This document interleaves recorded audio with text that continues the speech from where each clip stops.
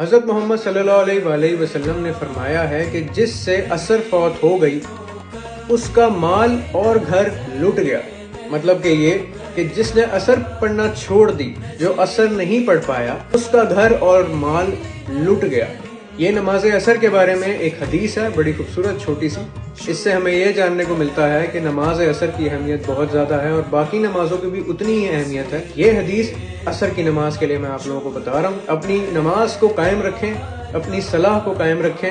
آپ کو جس قسم کا بھی ڈپریشن ہے یار، اگر تم لوگوں کو دل میں درد ہے، سر میں درد ہے، کسی قسم کی بھی کوئی مشکل آ رہی ہے نا، کوئی انسان تمہیں بیٹھ کے ایسا گائیڈ نہیں کر سکتا کہ تمہاری وہ ٹینشن ختم ہو جائے. وہ زندگی بھر تم اپنے ساتھ لے کے چلو گے. اگر تمہیں سکون، صبر اور اطمینان اور توکل کرنا ہے تو نماز پڑھو، اللہ پہ توکل کرو اور اپنی نماز کو مینٹین رکھو. That is the best peace you can ever get. کوئی تمہاری اور مدد نہیں کر سکتا. جزاک اللہ.